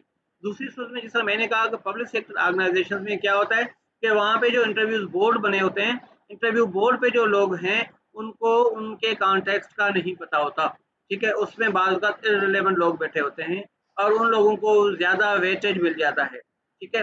तो वो फिर जो है जॉब से रिलेटेड सवाल करने के बजाय और अनरिलेटेड सवाल जवाब होते हैं और अनरिलेटेड सवाल जवाब को ज़्यादा वेटेज मिल जाता है। लिहाजा एक काबिल जो कैंडिडेट है और वो सिर्फ इंटरव्यू बोर्ड की गलत कंपोजिशन या जॉब रिलेटेड इंफॉर्मेशन का के साथ जो है या जॉब रिलेटेड इंफॉर्मेशन की जो है वो उससे नाबल्द होने की वजह से आप समझें कि वो बंदा रह जाता है, ठीक है? तो ये नहीं होना चाहिए। एचआर का क्या काम है कि आप सबसे पहली बात ये है कि जॉब डिस्क्रिप्शन जो है वो बेहतर बनाएँ और उसमें से क्या कैरेक्टरिस्टिक्स हैं, उसकी जॉब स्पेसिफिकेशंस जो हैं वो आपकी बेहतर बनी होनी चाहिए, एक्यूरेट और अपडेटेड बनी होनी चाहिए और इंटरव्यू बोर्ड के जो कैंडिडेट्स हैं उन्हें आप उनसे वो इन्फॉर्मेशन ट्रूली शेयर करें और उन्हें कंप्लीटली ब्रीफ करें कि हमें जो बंदे चाहिए उनमें किस लेवल के कैरेक्टरिस्टिक्स होने चाहिए ताकि वो बंदा जो सिलेक्ट हो वो उस जॉब से ज़्यादा सूटेबल हो, जॉब से सूटेड हो और उसके साथ रिलेटेड बंदा हो, ना कि इर्रेलेवेंट बंदा जो है वो भर्ती हो जाए या ख़ास तौर पर कुछ स्टीरियोटाइप से के सवाल जवाब करके आप जो है वो उनको हायर ना करें, ठीक है? और एक और जो प्रॉब्लम है वो कैंडिडेट ऑर्डर एरर, ठीक है? ये इंतहा इम्पोर्टेंट चीज़, and error of judgement on the part of the interview due to the interviewing one और मोर वेरी गुड और very bad candidate just before the interview in question, ठीक है? देखें ये एक सीरीज ऑफ क्वेश्चन चल रही होती है, इंटरव्यूज चल रही होती है, उसमें लोग आ रहे हैं जा रहे हैं, ठीक है? मिसाल के तौर पर 10 लोगों का आपने इंटरव्यू किया, तो जो थर्ड पर्सन था उसकी आपने रेटिंग सही नहीं दी। इस वजह ये थी कि जो पहले वन और टू जो पहले जो एक और दो बंदे आए थे वो उन्होंने अच्छा परफॉर्म नहीं किया, तो आप समझते हैं कि ये जो तीसरा बंदा है ये भी अच्छा परफॉर्म नहीं करेगा, लिहाजा आप का एक माइंड सेट बन जाता है कि जी ये बंदा ठीक नहीं है, ठीक? ये जो कैंडिडेट ऑर्डर एरर है ये इंतहाई सिग्निफिकेंट और इम्पॉर्टेंट होता है। हम लोग भी बतौर जब टीचर जो है वो जब टीचर मतलब असेसमेंट करते हैं तो मुझे पता होता है कि कौन सा जो है वो स्टूडेंट जो है वो अच्छे हैं, तो मैं उनकी कापियाँ पहले चेक करता हूँ। उसकी वजह ये है कि मेरा माइंड जो है वो थोड़ा फ्रेश हो जाए कि जी अच्छा लोग काम करें और अच्छी एक परसेप्शन डेवलप हो जाए ताकि फिर ओवरऑल जो है लोगों को नुकसान ना हो। तो ये एक चीज़ होती है कि जब आपके पास आपने इंटरव्यू देखा तो आपने देखा यार ये बंदा तो गलत है, तो दूसरा जो है वो भी गलत है, तो फिर आप तीसरा जो अच्छा होगा आप उसको भी कहेंगे जी ये सही नहीं है। तो ये एक ऑर्डर एरर होता है, तो इसको बचने के लिए ज़रूरी है कि जो है वो थोड़े थोड़े से गैप होने चाहिए, ठीक है? यानी आप अगर एक इंटरव्यू 2 इंटरव्यू करते हैं, उसके बाद थोड़ा-सा गैप हो और वो जो इंटरव्यू बोर्ड है वो आपस में मतलब 5-10 मिनट की ब्रेक करें, ताकि फिर वो जो परसेप्शन डेवलप हुई है वो खत्म हो, ठीक है? और या अपने आप को थोड़ा-सा वो मैनेज करें, ठीक है?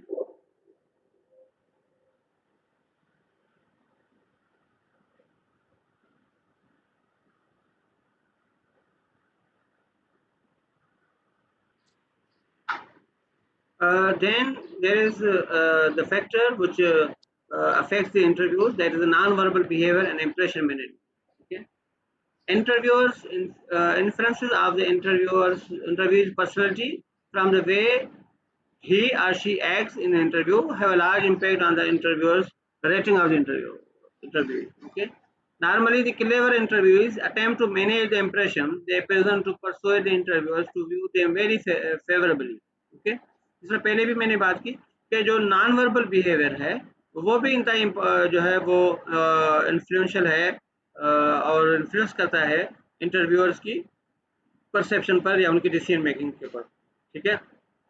बाज़ औक़ात जो है वो एक काबिल बंदा सिर्फ़ अपने नॉन वर्बल कम्युनिकेशन की जो है वो की कमियों की वजह से सिलेक्ट होने से रह जाता है और बाज़ औक़ात जो है इसके उलट हो जाता है कि एक क्लेवर जो है वो इंटरव्यू होता है जो कि अपने इंप्रेशंस को मैनेज करता है, ठीक है? जो कि वहाँ पे एक इंप्रेशन डाल के आता है और हालाँकि वो इस हिसाब से इतना ज़्यादा काबिल या उस हिसाब नहीं होता, ठीक है? तो ये चीज़ें होती हैं। आपने अगेन मैंने कहा कि कंटेंट के इंटरव्यू के कंटेंट के ऊपर जो है ज़्यादा फोकस करना है, कि जो अदर रिलेटेड फैक्टर्स हैं उन पे ज़्यादा फोकस ना हो, तभी जो है इन बायसेस से हम बच सकते हैं।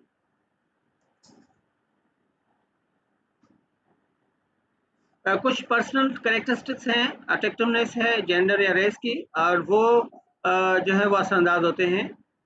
मिसाल के तौर पर कहते हैं interviewers tend to have a less favourable view of candidates who are normally physically unattractive, female of a different racial background और डिसेबल्ड, ठीक है? ये अपने हिसाब से ठीक है, मगर मैं समझता हूँ कि हमारे पाकिस्तान के कॉन्टेक्स्ट में खास तौर पर जो है कुछ चीज़ें जो हैं वो ज़्यादा असरअंदाज होती हैं। मिसाल के तौर पर यस, हम मानते हैं कि जो फिजिकली अनअट्रैक्टिव लोग हैं उनको जो है वो लेस फेवरेबल परसेप्शंस मिलती हैं, ठीक है? वो चाहे किसी भी जेंडर के हों और वो फीमेल हो या मेल हो, ठीक है? कि फिजिकली अनअट्रैक्टिव है तो उनको जो है वो रेटिंग्स नहीं मिलती और वो उनको आमतौर पे देखा जाता है कि यार ये बंदा एक्टिव नहीं होगा या वो अनटाइडी है या इस तरह की कंडीशंस हैं, तो उसको जो है वो ज़्यादातर जो है वो फेवर नहीं करते। जब तक कि फीमेल जो हैं उनको कुछ जॉब्स में आजकल के इंटरव्यूज़ में उन्हें ज़्यादा प्रेफ़रेंस जो है वो दे दी जाती है और ये एक अच्छी बात है क्योंकि उसकी वजह ये है कि हमारे यहाँ जॉब मार्केट में जेंडर डिस्पैरिटी जो है वो सबसे ज़्यादा है और फीमेल का जो रेशो है एम्प्लॉयमेंट के अंदर, वर्कफोर्स के अंदर, वो बहुत कम है।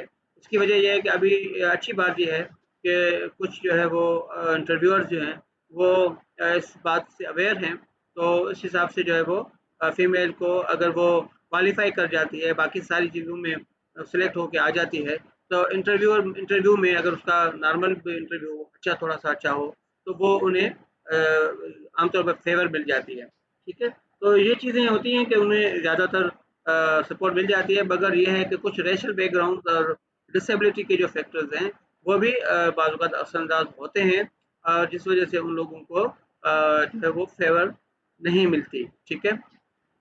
सिर्फ इन फैक्टर्स की वजह से। अगर देखें, अगर इस तरह की कंडीशन है, पहले भी हमने बात की थी कि अगर ऐसी कंडीशंस हैं जिसमें हम जो है वो फिजिकली अनअट्रैक्टिव या फीमेल या डिफरेंट रेशियल बैकग्राउंड के लोगों को या फिजिकल एबिलिटी के ऊपर जो कंप्रोमाइज लोग हैं उनको अगर हम मतलब है कि इग्नोर करते हैं और हम उनको जॉब्स ऑफर नहीं करते, बजाय इसके बावजूद इसके कि वो लोग जो हैं वो उन जॉब्स के लिए फिट हैं, एलिजिबल हैं और हर लिहाज से उनकी जो मतलब प्रीरिक्विजिट्स हैं उनके ऊपर पूरा उतर रहे हैं, तो हम जो है वो एक डिस्पेक्ट इम्पैक्ट डेवलप कर रहे हैं और हम जो है वो डिस्क्रिमिनेशन का शिकार हो रहे हैं और इसका मतलब है कि इक्वल एम्प्लॉयमेंट अपॉर्चुनिटीज़ के जो लॉज हैं हम उन्हें वायलेट कर रहे हैं, ठीक है? तो इसके लिए अदारों को चाहिए कि इस तरह की कंडीशन से अपने जो सिलेक्शन और रिक्रूटमेंट का जो प्रोसेस है उनको इन बायसेस से बचाएं, ठीक है, ताकि वो कल किसी जो है वो लीगल जो है वो कंडीशन में या उसके किसी प्रॉब्लम में जो है वो न पड़ जाए, ठीक है।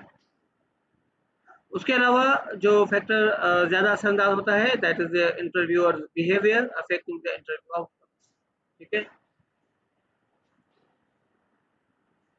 समटाइम इंटरव्यूज का जो बिहेवियर है वो भी असरअंदाज होता है। वो क्या है कि इन एडवर्टेंटली टेलीग्राफिंग एक्सपेक्टेड आंसर्स।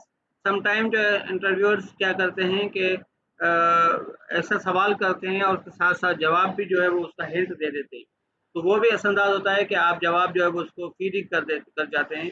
तो या आपका ऐसा क्वेश्चन है जो लीडिंग क्वेश्चन होता है, ठीक है, तो वो लीडिंग क्वेश्चन जो है जो कि वो ठीक नहीं होते, तो वो क्योंकि जवाब आप खुद ही उनकी तरफ हिंट कर रहे होते हैं, सही है। Talking so much that applicant have no time to answer questions. Sometime जो है वो ऐसे इंटरव्यूअर होते हैं जो कि बहुत ज़्यादा टाइम खुद बातें करते हैं और वो सुनते कम है इंटरव्यूज की, ठीक है, तो इससे भी हम जो एक्सप्लोर करते हैं इन्फॉर्मेशन को वो सही से एक्सप्लोर नहीं कर पाते।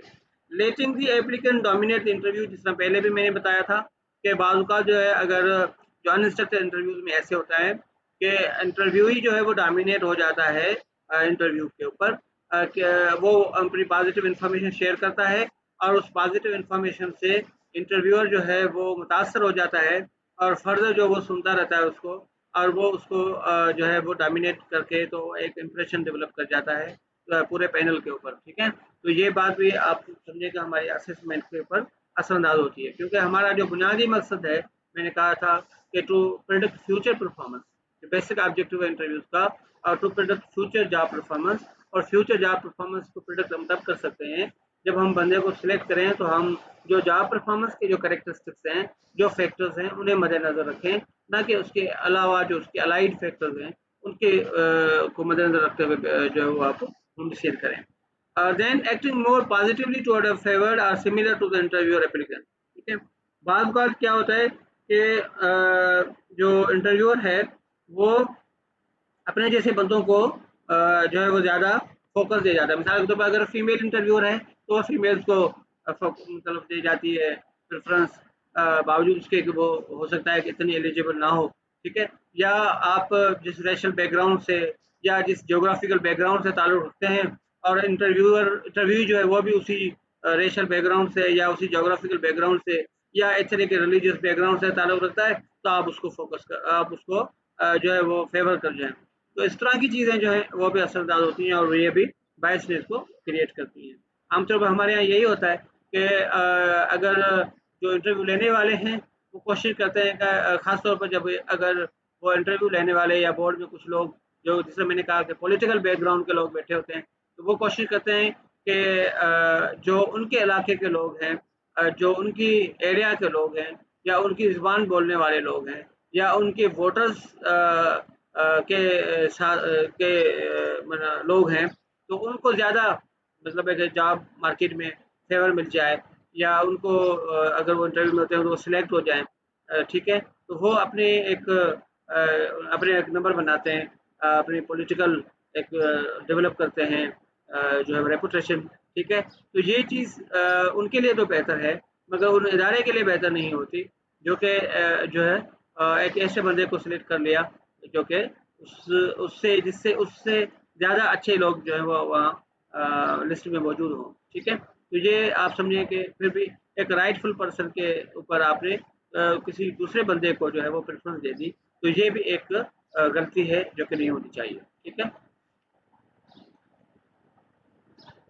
आगे पहले अभी अब तक हमने डिस्कस किया कि इंटरव्यू किस किस्म के होते हैं, सिचुएशनल होते हैं या सॉरी स्ट्रक्चर्ड होते हैं, अनस्ट्रक्चर्ड होते हैं, और हमने कहा पैनल इंटरव्यू होते हैं और मास इंटरव्यू होते हैं, और टाइप ऑफ क्वेश्चन के हवाले से हमने कहा सिलेक्शन जो है वो कुछ इंटरव्यू ऐसे होते हैं जो कि सिचुएशनल क्वेश्चन पूछे जाते हैं, बिहेवियरल क्वेश्चन पूछे जाते हैं, स्ट्रेस क्वेश्चन पूछे पूछे जाते हैं, पजल्स पूछे जाते हैं। फिर हमने ये भी देखा कि कौन से फैक्टर्स हैं जो कि असरअंदाज होते हैं, जिससे हमने कहा कि फर्स्ट इंप्रेशन के बायसनेस क्रिएट हो जाती है, या कुछ फैक्टर्स ऐसे हैं जो कि इंटरव्यूज के अंदर होते हैं जो कि असरअंदाज होते हैं, कुछ फैक्टर ऐसे हैं जो इंटरव्यूअर्स के अंदर होते हैं जो कि हमारे फैसले के ऊपर नेगेटिवली असरअंदाज होते हैं।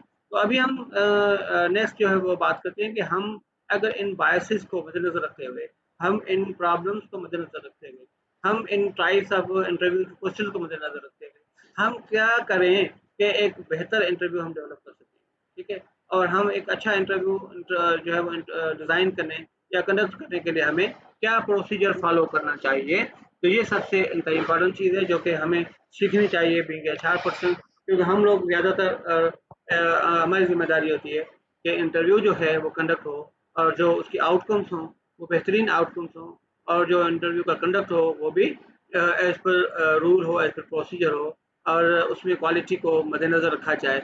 क्योंकि वजह यह है कि अगर आपके इंटरव्यू के फॉर्मेट के अंदर और आपके इंटरव्यू के डिज़ाइन के अंदर कोई प्रॉब्लम है, तो उसकी जो आउटकम होगी और जो हायरिंग आप करेंगे वो फॉल्टी हायरिंग होगी, और फिर एचआर कास्ट जो है वो हमारी इंक्रीज हो जाएगी, और हमारी जो ऑर्गेनाइजेशनल परफॉर्मेंस है या जो स्ट्रेटेजिक परफॉर्मेंस है वो कंप्रोमाइज़ हो जाएगी। इसके लिए बेहतर है कि हम एक ऐसा प्रोसीजर डिज़ाइन करें जिसके तहत हम बेहतरीन से बेहतरीन इंटरव्यूज़ डेवलप कर सकें, कंडक्ट कर सकें और डिज़ाइन कर सकें। तो आप क्या करेंगे कि स्ट्रक्चर सिचुएशनल इंटरव्यू किस तरह आप डेवलप करते हैं। Let us discuss the procedure. Use either situational questions that is preferred or behavioral question that yield high criteria related validities, ठीक है। और उसके लिए जो प्रोसीजर है वो क्या है किसी भी इंटरव्यू को डिजाइन करने का, कि आप first of all you have to conduct a job analysis. पहले भी बात की है कि जॉब एनालिसिस आपने अपडेट करना है, कंडक्ट करना है, और उसमें आपने अपडेटेड इंफॉर्मेशन लेनी है। और जॉब एनालिसिस क्या है, एक प्रोसीजर जिसके तहत हम जॉब की जो करेक्टरिस्टिक्स है उसे आइडेंटिफाई करते हैं और उसके टास्क को आइडेंटिफाई करते हैं, उस टास्क से रिलेटेड जो ह्यूमन रिक्वायरमेंट है उसको आइडेंटिफाई करते हैं, ठीक है। जो इसकी मेजर जो है दो आउटकम्स हैं, जॉब डिस्क्रिप्शन और जॉब स्पेसिफिकेशन। जॉब डिस्क्रिप्शन में आप क्या करते हैं कि आप जॉब डिस्क्रिप्शन के अंदर किसी भी जॉब की से रिलेटेड जो है उनकी ड्यूटीज और रिस्पॉन्सिबिलिटीज को आउटलाइन करते हैं और नोट करते हैं कि उनकी क्या ड्यूटीज होंगी, क्या रिस्पॉन्सिबिलिटीज होंगी। और उसके अलावा जो है वो आप जो जॉब स्पेसिफिकेशन का डॉक्यूमेंट डेवलप करते हैं उसमें आप लिखते हैं कि what is the human requirement of the job, और उसके अंदर आप देखते हैं कि जो लोग आपको चाहिए उन लोगों में एजुकेशनल क्वालिफिकेशन क्या होनी चाहिए, फिजिकल क्वालिफिके जो है वो एबिलिटीज क्या होनी चाहिए, या उसकी जो एनालिटिकल या जो दूसरे स्किल्स हैं वो कौन से होने चाहिए, ठीक है। और उसके अलावा उसकी जो डेमोग्राफिक करेक्टरिस्टिक्स हैं वो कौन से होने चाहिए, ये सारी आप जॉब स्पेसिफिकेशन में लिखते हैं। तो ये चीज़ें जो हैं दोनों चीज़ें आपने पहले डेवलप करनी है। उससे क्या होगा, what is the role of the job analysis, ठीक है। जो जॉब एनालिसिस क्या होगा कि वो हमें बताएगा कि हमारे जॉब के क्या करेक्टरिस्टिक्स हैं, और उस जॉब के ये करेक्टरिस्टिक्स हैं, उसके लिए जो बंदा चाहिए उसके अंदर क्या करेक्टरिस्टिक्स होंगे, ठीक है, उसकी क्या ड्यूटीज होंगी। तो उसकी एक लिस्ट बनाने में आपको आसानी हो जाएगी, और बंदी लोगों के जो रिक्वायरमेंट है उनकी जो करेक्टरिस्टिक्स हैं और वो आपको उनकी चेकलिस्ट बनाने में आपके लिए आसानी हो जाएगी, ठीक है। तो सेकंड स्टेप पे आप क्या करेंगे, you have to rate the job main duties, ठीक है।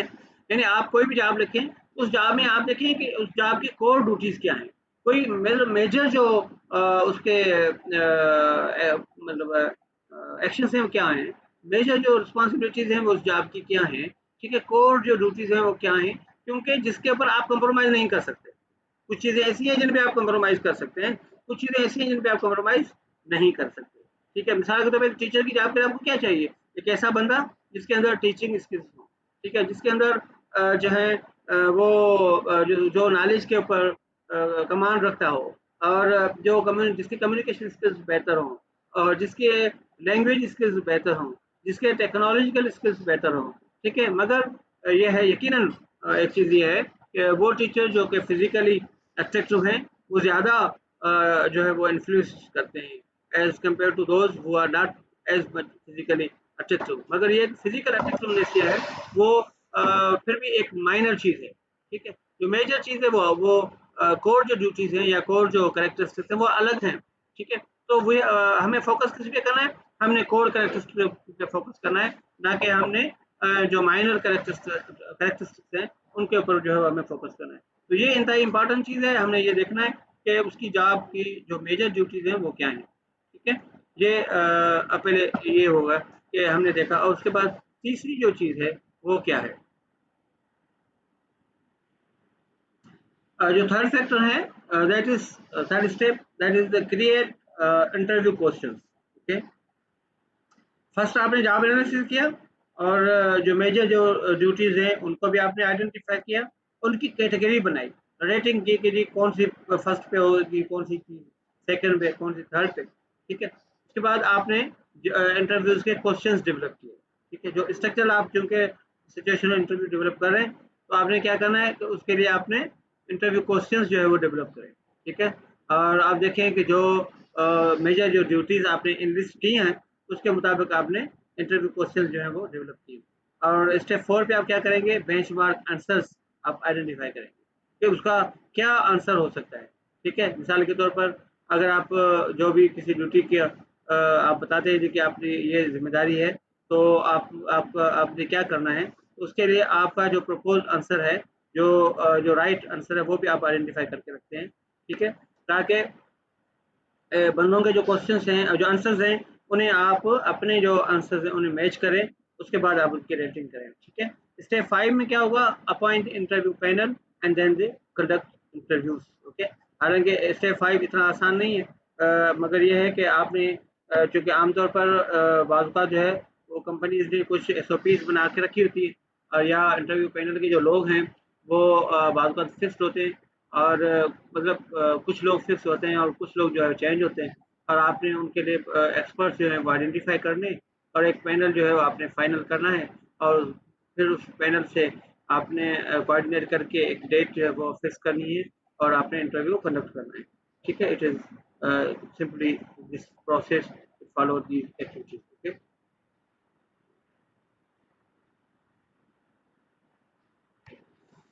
How to conduct an effective interview. एक बेहतर इंटरव्यू के लिए आपको क्या होनी चाहिए, कुछ फैक्टर्स हैं जिनको हम जल्दी जल्दी जो है वो नोट करेंगे। कि सबसे पहली बात, कि जिस तरह पहले भी बात की, कि base questions on actual job duties. आपके क्वेश्चंस हैं वो जॉब ड्यूटीज के एक्चुअल एनवायरनमेंट के साथ रिलेट करने वाले, इररिलेवेंट ना हो।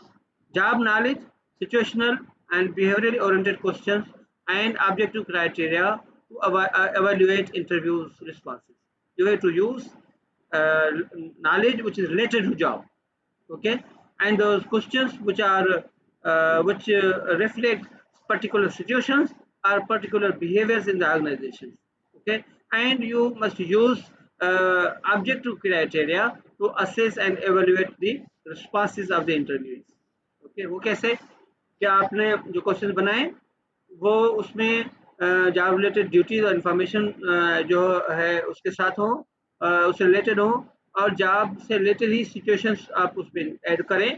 ठीक है, फिर उनके लिए भी जो क्राइटेरिया है वो सब्जेक्टिव ना हो, ऑब्जेक्टिव हो। ठीक है, उसके लिए आप कोई राइटिंग स्किल डेवलप करें, उनके लिए आप जो है वो कोई आंसर्स ऐसे हों जो कि क्वान्टिफाइबली मेजरेबल हों, तो वो आप डेवलप करें ताकि आप जो रिस्पॉन्सेज हैं उनको सही से रिकॉर्ड कर सकें। ठीक है, उसके बाद ट्रेन द इंटरव्यूअर्स। यस, ये सबसे इम्पोर्टेंट बात है कि बाज़ का जो है वो ट्रेन से मुराद ये है कि उन्हें कम से कम ओरिएंटेशन दें। ठीक है, बाज़ का इंटरव्यूअर्स जो है वो आप हाईली क्वालिफाइड लोगों को हायर करते हैं, तो उनके लिए लफ्ज़ ट्रेन इस्तेमाल करना ज़्यादा सूटेबल ना भी हो, तो उनकी ओरिएंटेशन का होना ज़रूरी है। उन्हें बताएं कि जो है वो हमारी जो रिक्वायरमेंट है वो क्या है, हमें किस किस्म के लोग चाहिए।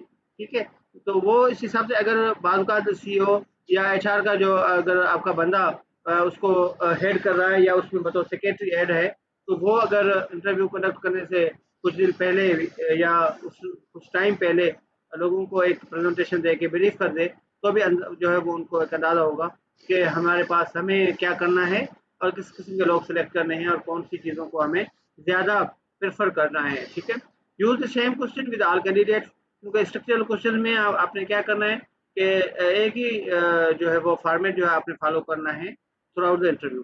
Use descriptive rating scale, excellent, fair, poor to rate answer. ठीक है, और उसके बाद use multiple interviews for or panel interviews. Yes, sometime हमें पैनल इंटरव्यूज जो है वो ज़्यादा बेनिफिशियल होते हैं। Possible use standardise interview form okay, या तो स्टैंडर्डाइज फॉर्म हम डेवलप करते हैं। Control the interview, that is बहुत मच मोर इम्पॉर्टेंट, कि एक फ्लो को आप कंट्रोल में रखें। ठीक है, ऐसा ना हो कि जो इंटरव्यू है वो डोमिनेट हो जाए और फिर आप जो है वो सिर्फ सुनते ही रहें। ऐसा नहीं होना चाहिए। इंटरव्यू जो है वो आपके कंट्रोल में हो, ताकि आप जो है इंफॉर्मेशन जो आपने उसमें से निकाल ली है वो आप निकाल सकें। ठीक है, ये सबसे इम्पॉर्टेंट चीज़ है। फिर take brief unobstructive notes during the interview. ये चीज़ है कि आपने साथ साथ इंटरव्यू के दौरान कुछ चीज़ें जो हैं वो नोट करते जानी है। तो ये कुछ क्वेश्चन हैं जो स्ट्रक्चर के हवाले से। सिचुएशनल क्वेश्चन क्या है? मिसाल के तौर पर एक क्वेश्चन है situational question, suppose a co-worker was not following standard work procedure. The co-worker was more experienced than you and claimed the new procedure was better. Would you use the new procedure? ठीक है। अब एक situation है कि एक organisation एक procedure follow करती है जो कि स्टैंडर्ड प्रोसीजर है। ठीक है, मगर आपका जो कोवर्कर है जो नॉर्मली वो आपसे सीनियर भी है, ठीक है, और आप वो क्लेम करता है जी कि मैं आपसे ज़्यादा बेहतर जानता हूँ, बेहतर काम करता हूँ। तो आप क्या करेंगे कि आप नया प्रोसीजर फॉलो करेंगे या आप स्टैंडर्ड प्रोसीजर फॉलो करेंगे जो कि ऑर्गेनाइजेशन से अप्रूव्ड है? बताएं आप क्या करेंगे ऐसी सिचुएशन में? दुआ, कौन बैठे हुए हैं? जी दुआ, आप क्या करेंगे? जो ऑर्गेनाइजेशन का स्ट्रक्चरल फॉर्मेट है उसको फॉलो करेंगे या आप जो है वो फॉलो करेंगे जो आपका कोवर्कर एक्सपीरियंस कोवर्कर है उसके उसको फॉलो करेंगे?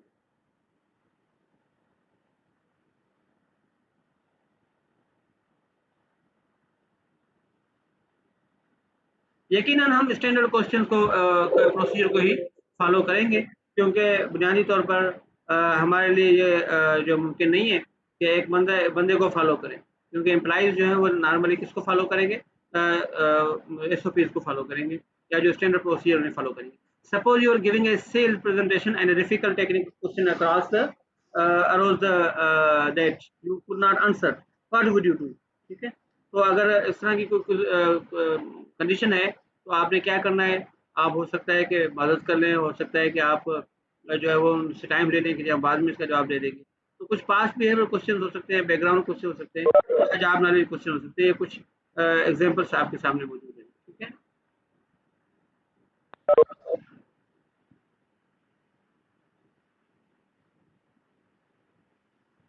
how to conduct an effective interview, then you have to prepare for the interview। ठीक है, किस तरह प्रिपरेशन करनी है, मतलब जो आपने प्रोसीजर आपने फॉलो किया कंडक्ट करने के लिए, और उसके बाद जब आप इंटरव्यू की डेट फॉलो करते हैं, फाइनल करते हैं, तो आपने एक चीज़ ध्यान में रखें कि आप इंटरव्यू के लिए प्रिपरेशन आपने क्या करनी है। ठीक है, एक तो आप एक प्राइवेट रूम को आइडेंटिफाई करें जहाँ पे इंटरप्शंस ना हो। ठीक है, कोई कॉन्फ्रेंस रूम हो सकता है उधर, या कोई बड़ी ऑफिस हो सकती है, और या कोई ऐसा रूम हो सकता है जहाँ पे कोई इंटरप्शन ना हो। ठीक है, हवादार रूम हो, मगर ये है कि जहाँ पे दूसरे लोगों के बैठने की जगह भी हो। ठीक है, और वहाँ पे आप करें, और फिर आप एक जो है वो review the candidates application resume. ठीक है, यानी आप उनकी एक लिस्ट बनाएं और उनमें आप उनके नाम और जो कैरेक्टरिस्टिक्स हैं उनको आप लिखें। उनको वो उससे रिलेटेड इंफॉर्मेशन जो है वो आप समराइज करें। रिव्यू द जॉब स्पेसिफिकेशन, वो जॉब स्पेसिफिकेशंस को रिव्यू करके और उनमें जो करेक्टरिस्टिक्स हैं वो आइडेंटिफाई करें कि हमारे लिए बुनियादी तौर पर रिक्वायरमेंट क्या है, ख़ास तौर पर एजुकेशन के लिए क्या रिक्वायरमेंट है।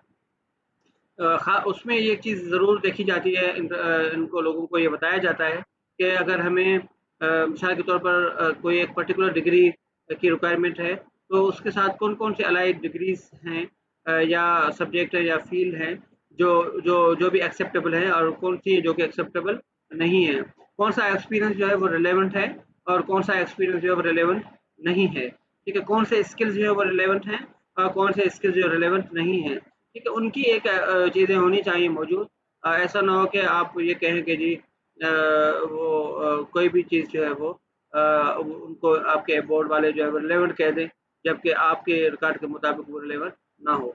तो इसके लिए जॉब स्पेसिफिकेशन का अभी रिव्यू करने के बाद उसकी एक चेक लिस्ट का बनाना इंतहाई ज़रूरी है, सही है। और उसके बाद establish the repo, put the person at ease, ये है कि आपने जब इंटरव्यू कंडक्ट करना है तो आपने क्या करना है कि बंदों को आप सबसे पहले आप उनको थोड़ा-सा रेपो डेवलप करें, उनको थोड़ा-सा ईज़ी बनाएँ आप। ये तब हो सकता है कि जब एक बंदा आए उसका आप वेलकम करते हैं, मिसाल के तौर पे welcome you mister for our interview, ठीक है? और उसके बाद उसको बैठने का कहें और उसके बाद उसको आप कहें कि अपने आप को इंट्रोड्यूस करे, ठीक है? वो जब वो इंट्रोडक्शन कराता है और अपनी पॉजिटिव इन्फॉर्मेशन वो शेयर करता है, तो थोड़ा-सा वो क्या हो जाता है, रिलैक्स हो जाता है। एक बंदे के ऊपर इंटरव्यू का जो प्रेशर होता है वो खत्म हो जाता है, ठीक है? थोड़ा-सा रिलैक्स होके फिर आप उसके सवाल-जवाब पूछते हैं, ठीक है? तो फिर उस लिस्ट ऑफ क्वेश्चन को आप फॉलो करते हुए सवाल पूछते हैं और कुछ कुछ ऐसे क्वेश्चन ना पूछें जिनके जवाब येस या नो में हो सकते हो, ठीक है? और ऐसे क्वेश्चन पूछें जो जिसमें उसके सामने वो कोई न कोई एक्सप्लोरेटरी क्वेश्चन हो, जिसमें वो कोई जवाब दे, कुछ जुमले जो है वो यूज़ करे, ठीक है? अपनी तरफ से इन्फॉर्मेशन यूज़ करे। उससे क्या होगा कि जो येस और नो के जो क्वेश्चन है वो डायरेक्टिव क्वेश्चन होते हैं। उसमें आपने जो है वो मिसाल के तौर पर हो सकता है वो एक ऐसी इन्फॉर्मेशन जो कि वो हो ही ना, या जो है वो हो सकता है भूल जाए, मगर आपके कहने के बाद वो मान ले या वो बता दे, ठीक है? और ये है कि एक उसमें झूठ बोलने के भी चांसेस हो सकते हैं। मिसाल के तौर पे आपने कहा जी, हाँ जी, आपको कोई मतलब ऐसी आपने सवाल पूछा कि कोई आपके एक्सपीरियंस है, या आप उससे पूछें, हाँ आप सेल्समैन की हम जॉब आपको कर रहे हैं, मगर क्या आपके पास गाड़ी है? तो वो कहे जी हाँ है, जबकि उसके पास ना हो, ठीक है? तो इस तरह की चीज़ें आप उनसे यस और नो वाली ना पूछें, ठीक है? आप उनसे ऐसे सवाल पूछें जो कि जिसमें वो आंसर जो है प्रॉपर दे सकें।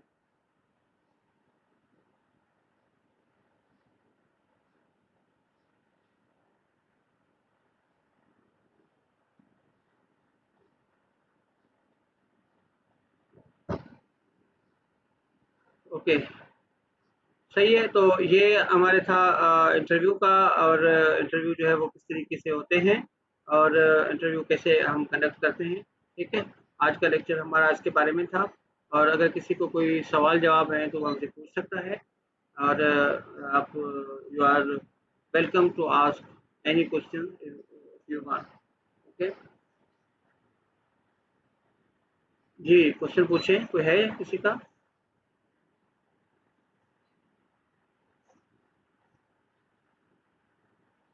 बच्चों,